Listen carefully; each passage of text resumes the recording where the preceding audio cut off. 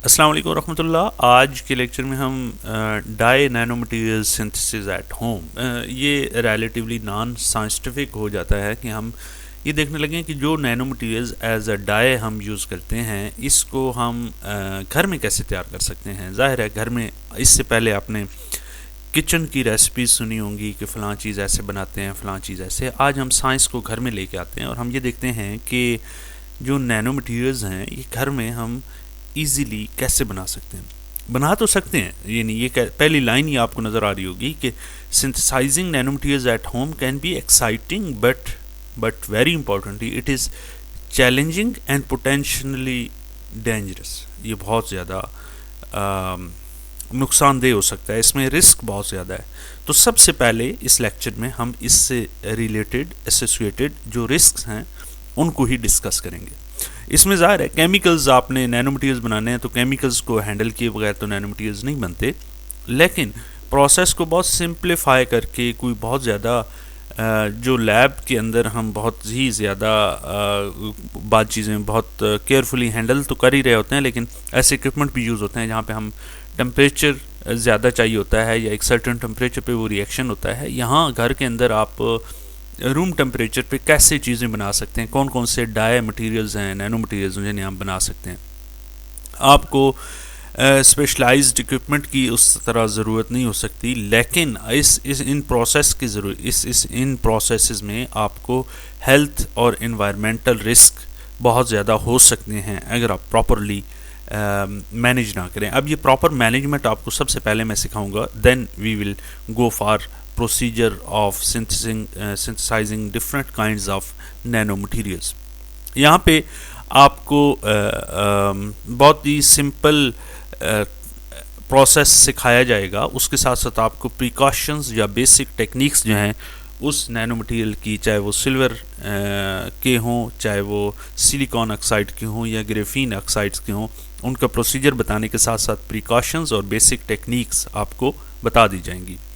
अच्छा, लेकिन इसमें ये जो रेड कलर है ये बहुत ज़्यादा इम्पॉर्टेंट बात है कि आप सेफ्टी को बहुत ही टॉप प्रायोरिटी पे रखेंगे, बिकॉज सेफ्टी के बगैर तो कुछ भी नहीं है। असल चीज़ तो सबसे अहम तो इंसान की अपनी सेहत है और अपनी हेल्थ है, तो उसको अगर आप कंप्रोमाइज़ करके बहुत अच्छे नैनो पार्टिकल्स बना भी लें तो फिर आपने क्या बनाया। अच्छा, हम स्टार्ट करते हैं। सबसे पहले तो आपके पास की प्रिकॉशंस हैं कि आपको अगर ये घर में बनाना है तो आप मेक श्योर करें कि वेल वेंटिलेटेड एरिया हो, क्लोज्ड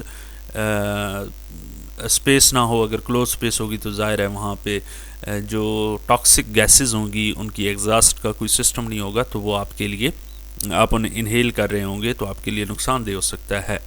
दूसरा ये है कि आप अपनी PPEs, पर्सनल प्रोटेक्टिव इक्विपमेंट को मस्ट पहने। इनको ज़ाहिर है कि घर में तो ये इजीली अवेलेबल होती हैं मार्केट में और इन्हें वैसे भी इंसान कर ही रहा होता है। जैसे किचन में आप जाते हैं तो वो एक शेफ़ का जो कोट होता है वो पहनते हैं, तो सिमिलरली आपको एक लैब कोट पहनना पड़ेगा। गॉगल्स और ग्लव्स ये आपने मस्ट पहनने हैं ताकि आपकी आंखें भी सेफ़ रहें, आपकी स्किन भी सेफ़ रहे। अच्छा, आपने अवॉइड करना है कि कोई टॉक्सिक केमिकल्स, कोई भी chemicals, every chemical is toxic. Make sure करें कि आप कोई भी इनहेल ना कर रहे हो, केमिकल इंजेक्शन ना कर रहे हो, आप इनहेल ना कर रहे हो। और अगर आपने उन्हें यूटिलाइज़ कर चुके हैं तो उसके बाद प्रॉपर वेस्ट डिस्पोजल बहुत ज़रूरी है, तो आपने इसे भी मेक श्योर करना होता है कि डिस्पोजल आप प्रॉपरली कर रहे हैं। Then we have tools. Tools में आपको ये वाले तो बेसिक टूल्स हैं, आप लैब में हों या घर में हों ये तो आपको यूज़ करने ही करने हैं। आपको बीकर्स चाहिए, आपको स्टिरर और हीटिंग सोर्स और pH मीटर, ये 4 चीज़ें हैं जो आप यूटिलाइज़ आपको करनी होंगी अगर आप ये घर में डाई मटेरियल्स बनाना चाह रहे हैं। सस्ते भी होंगे डाई मटेरियल्स और आप अपने घर में अपने हाथों से बनाई हुई चीज़ों को इस्तेमाल करेंगे। ओके, चैलेंज इसमें ये हो सकता है कि आप कंसिस्टेंसी अचीव ना कर सकेंगे, आप इक्विपमेंट एक्सेस आपको नहीं होगी। ज़ाहिर है घर में तो आपके पास ये इक्विपमेंट्स नहीं होते, तो इनको एक्सेसिबिलिटी एक इशू हो सकता है। इसके साथ रिस्क्स में जो हैं वो केमिकल एक्सपोजर है और इम्प्रॉपर वेस्ट डिस्पोजल, ये 2 रिस्क हैं। इन चीज़ों के हवाले से आपने कॉन्शियस रहना है। देन अब हम स्टार्ट करते हैं कि कौन कौन से nano materials. First of all हमारे पास सिल्वर नैनो मटेरियल्स हैं। सिल्वर के नैनो पार्टिकल्स जो होते हैं इन्हें एंटी बैक्टीरियल कोटिंग के तौर पे यूज़ किया जा सकता है। आपको पता है कि सिल्वर बहुत अच्छी एंटी बैक्टीरियल प्रॉपर्टीज़ का मालिक है। सेंसर्स के तौर पे यूज़ कर सकते हैं, डिफरेंट काइंड्स ऑफ सेंसर्स में सिल्वर नैनो पार्टिकल्स ज़ाहिर है आपको, और ऑप्टिक्स में यूज़ होते हैं।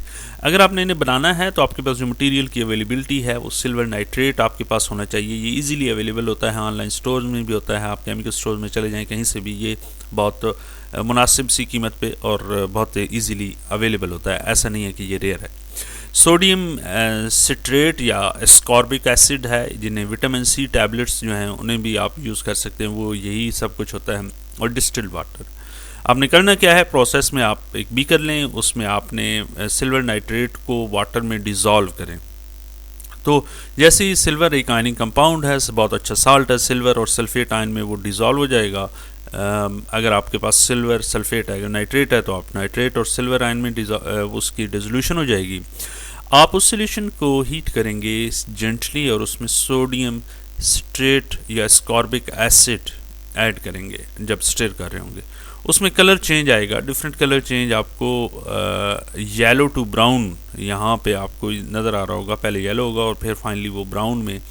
जैसे ही ये इस कलर में चेंज हो जाए तो इसका मतलब ये है कि आपके पास सिल्वर नैनो पार्टिकल्स बन गए हैं। आप इनहेलिंग या इंजेक्शन से अवॉइड करेंगे, ग्लव्स और गॉगल्स पहनेंगे और वेल वेंटिलेटेड एरिया में आपने ये काम करना है। ये वाली प्रिकॉशंस यहाँ पर दोबारा मेंशन की गई हैं क्योंकि ये अहम है। अगर गैर अहम होती तो ज़ाहिर है फिर हम इसे एक ही दफ़ा कह के तो चल निकलते और आखिर में कहीं डिस्कस करते। ग्राफीन ऑक्साइड्स हैं, ग्राफीन ऑक्साइड्स बहुत इंपॉर्टेंट नैनो मटीरियल्स हैं। They are use as super capacitor. आप वहाँ सुपर कैपेसिटर में इलेक्ट्रोड्स के तौर पे यूज़ करते हैं। कंपोजिट मटेरियल के तौर पे यूज़ होता है, वाटर प्योरिफिकेशन में ग्राफीन का एक नाम है। तो मटीरियल्स बनाने के लिए आपके पास ग्रेफाइट पाउडर होना चाहिए। ग्रेफाइट पाउडर आप पेंसिल से भी ले सकते हैं और सप्लाईज से भी ले सकते हैं। तो जाहिर है पेंसिल्स के अंदर जो उसकी मेन क्या कहते हैं राइटिंग सोर्स होता है वो ग्रेफाइट पाउडर ही होता है।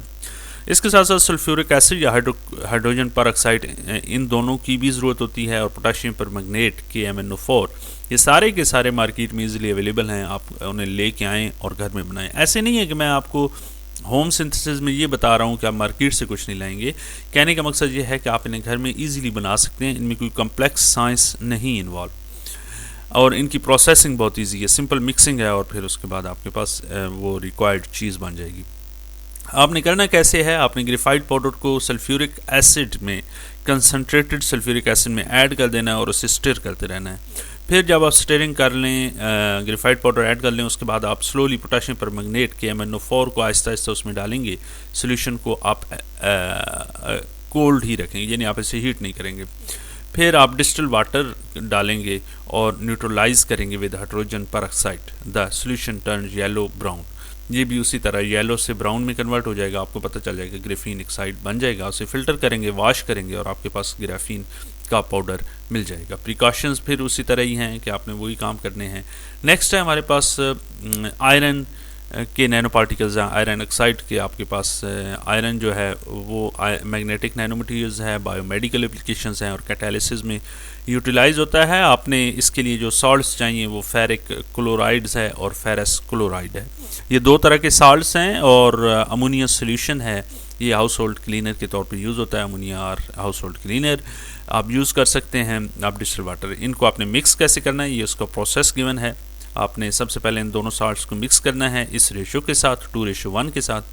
अमोनिया सोल्यूशन आपने आहिस्ता आहिस्ता डाल देना है और ताकि आप स्टेयर भी करते रहें और उसकी pH 9 और 10 के दरमियान, ये pH मीटर के यूटिलाइजेशन है। ब्लैक प्रेसिपिटेट आयरन ऑक्साइड का आपको बनता हुआ नज़र आएगा। आपने उसे कलेक्ट कर लेना है, वॉश कर लेना है, ड्राई कर लेना है और उसे यूज़ कर लेना है। अमोनिया को इनहेल करने से आपने बहुत ज़्यादा एहतियात करनी है। और नेक्स्ट है हमारे पास सिलिकॉन नैनो पार्टिकल्स। ये ड्रग डिलीवरी, कोटिंग और कैटालिसिस में यूज़ होते हैं। आप सोडियम सिलिकेट लें, लिक्विड ग्लास और हाइड्रोक्लोरिक एसिड, आपने इनका सोल्यूशन तैयार करें और स्लोली ऐड करें hydrochloric acid under stirring under a jail form, wash और ड्राई कर लें। आपके पास सिलिकॉन नैनो पार्टिकल्स ऑब्टेन हो जाएंगे। प्रिकॉशंस वही हैं, ये तो हमारा आज का लेक्चर। आपने प्रिकॉशंस में यानी स्किन और आई को बचाना है एसिड और सिलिकेट से और वेंटिलेटेड एरिया में काम करना है। अगर ये लेक्चर आपको पसंद आया तो ज़रूर इसे लाइक करें और हमारे इस चैनल को ज़रूर सब्सक्राइब कर लें।